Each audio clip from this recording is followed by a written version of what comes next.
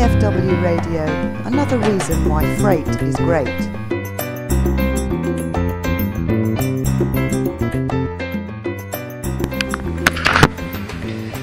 Hello and welcome to another IFW News Roundup with me, Damien Brett, IFW's Chief Reporter. And coming up in a minute, Katerina Kerr will take you, Katerina Kerr, who is another reporter on IFW, will take you through the most read stories from this week's bulletin. Also, actually, as a bit of added bonus this week, I've interviewed Bruno Seidler from Siva, and I was talking to him about a supplier award ceremony they do. Basically, they reward the companies that supply them with anything ranging from office supplies to transport, so airlines and shipping lines, and they reward them with supplier awards for their different categories. And then they have an overall winner as well. And yeah, Bruno spoke to me in the week from his car, actually. So he's a man who's always working. About what the awards meant and why they hold them. So yeah, listen to that. And also, when they get around to sending us over the winners list, I'll write a story as well. It's a bit of an ongoing trend, this. You get more and more companies that are having their own supplier awards to reward their suppliers, and it's a good thing, I think. It's just to say well done to people that you do business with. I think it originated in Japan, I read somewhere today, the supplier awards, and it's growing year by year. Anyway, before I hand over to Kat, and then after that we have the interview with Bruno, I always pick a story of the week and just give you some of my thoughts on it. And sorry if I went really quiet then, I was just taking it with these stupid, they're not stupid, actually they are a bit. They're these swipe cards to get in and out of every building and every set of doors, and whenever I try and do the radio I always leave it around my neck, and then it starts hitting on the table and making annoying sounds for you guys, and I just forgot to take it off.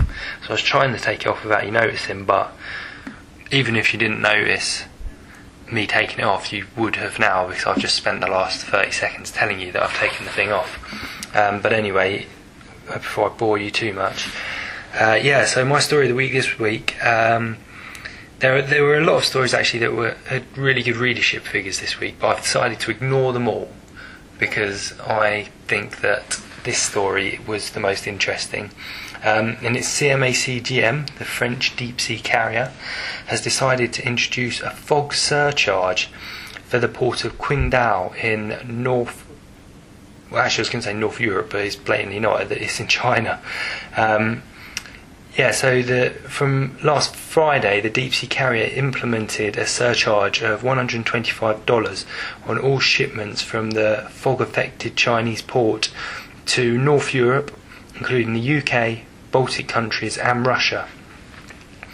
In a notice to customers, CMA-CGM said the operational situation, I was going to try and do that in a French accent then, but it might be a little bit racist and not very good either. The operational situation in the port of Qingdao is not improving. In the last 4 weeks, the port has been closed on average 3 days per week. The dense fog does not allow ship berthing and normal terminal operations. The time lost has to be recovered through a significant increase of fuel consumption resulting from a higher speed and from coal emissions generating additional feeder expenses. He said the fog surcharge, I should say actually it's just us that's calling this a fog surcharge. They've just introduced it as a surcharge because of fog, but we're just being a bit newspaperish and calling it a fog surcharge. Anyway, CMA-CGM would remove the fog surcharge once the operational situation in the port has been normalised. Normalised, that's a very American word. What we decided to do was put this subject up on our LinkedIn group to see what our LinkedIn members thought of this fog surcharge, and it's kind of we had a mixed response, some quite light-hearted, others quite serious. One person said, questioned whether any other shipping lines were imposing it, and then said Ryanair, he didn't even think Ryanair would charge for bad weather, but then again they might like the idea and start doing it. Another member of our LinkedIn group said at first glance it seems ridiculous, but then when you see that the port is closed on average 3 days a week and how costly it is because of the additional expenses, then he says he kind of understands it. Other people have said crazy, and they need solid proof that there was actually fog upon vessel arrival. Some people have said that it's a worrying precedent in terms of weather-related surcharges. But then, so it's a bit of a mix between, surprise and other people saying that if it increases a shipping line's costs and it's unexpected, then they're quite right to charge for it. One thing that confused me about it, though, is I don't understand why it's just to North Europe and the Baltics. I mean, maybe that's the only place they have services going from that port too, but surely you would implement it on all services, because the fog wouldn't just affect, unless it's specifically targeted ships that were going to North Europe. I don't know. But that bit confused me a bit. Maybe it's just a case of that's the only place they've got ships going to. That's the only region of the world where ships are going to from that port. But one LinkedIn commentator, which I thought was quite funny, said, let's hope this is not followed by an English weather surcharge upon UK arrival. And judging by the rubbish summer we've had so far this year, I think there'd be a surcharge being implemented just about every week. But anyway, if you listen to this, you should check out our LinkedIn group. There's a lot of good debate, light-hearted sometimes, but generally good.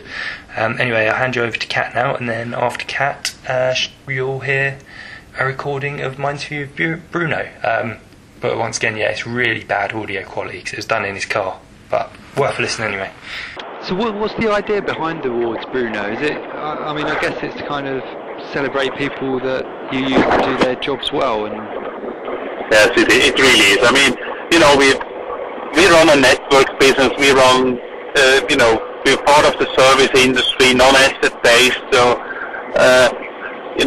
in the front it's SEMA, but behind us it's globally 50,000 suppliers.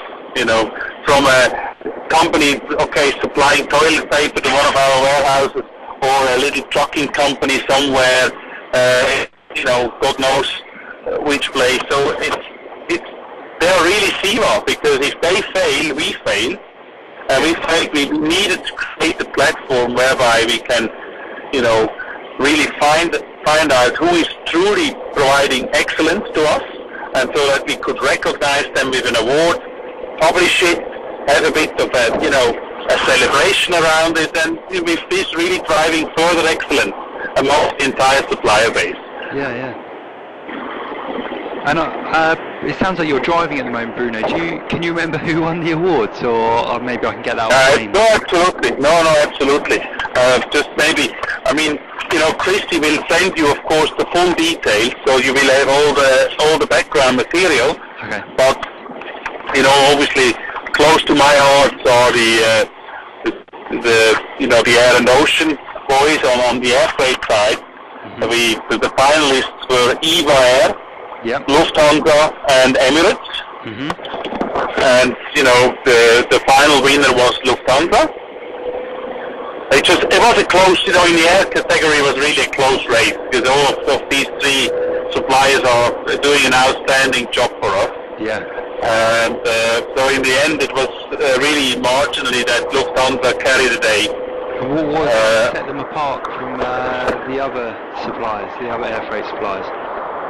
I think what Lufthansa, has been really pioneering sort of what they call the Global Partnership Program, mm-hmm, which they started in the early 90s. And I mean, they have really driven this program, I would say, to a level where it is probably difficult for the other guys to follow.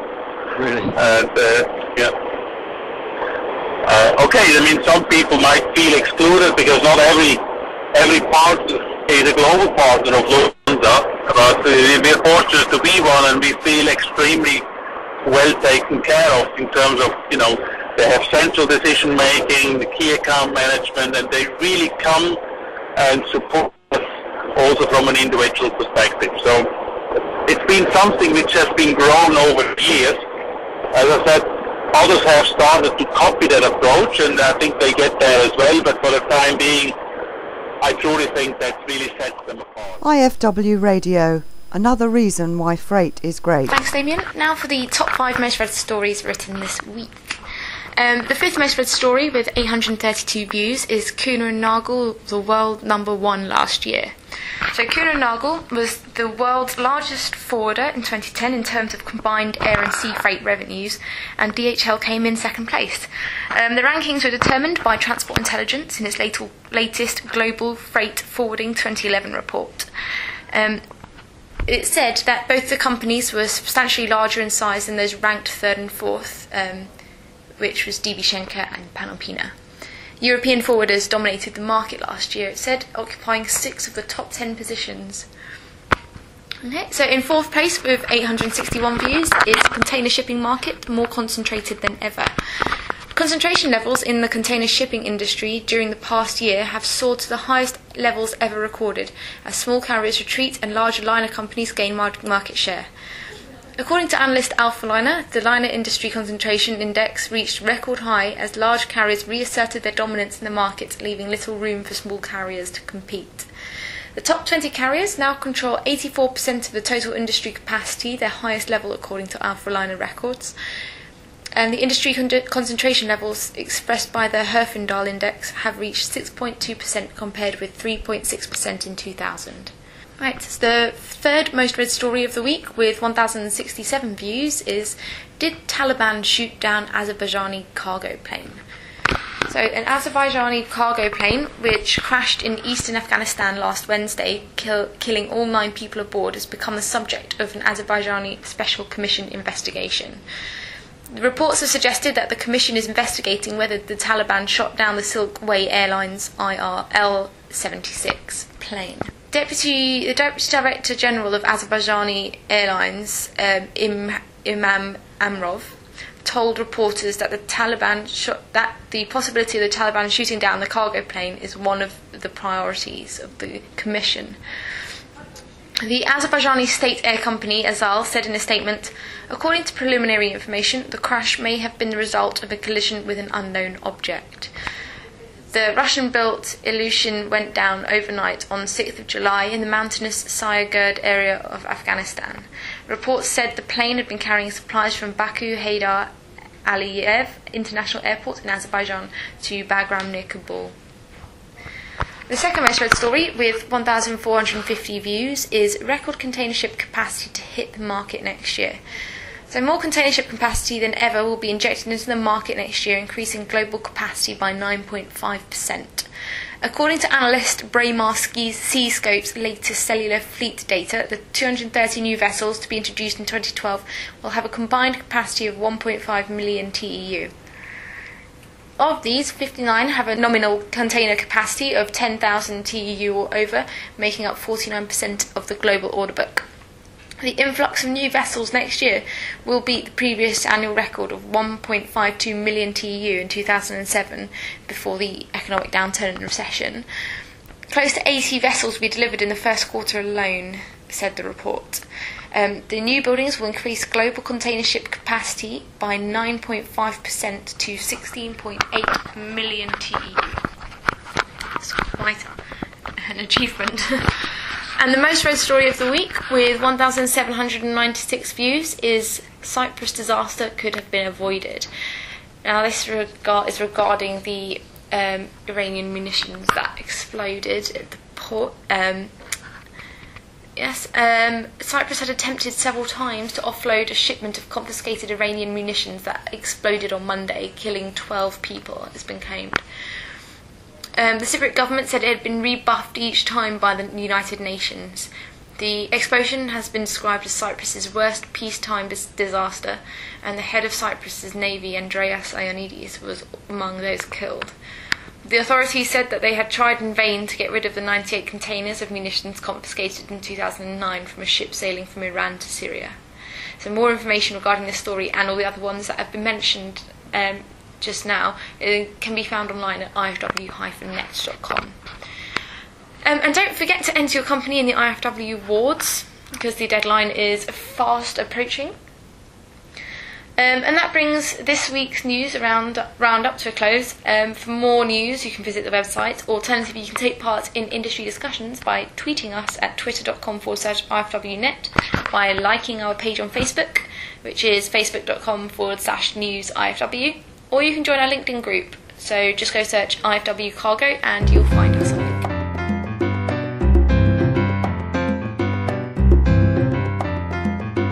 IFW Radio, another reason why freight is great.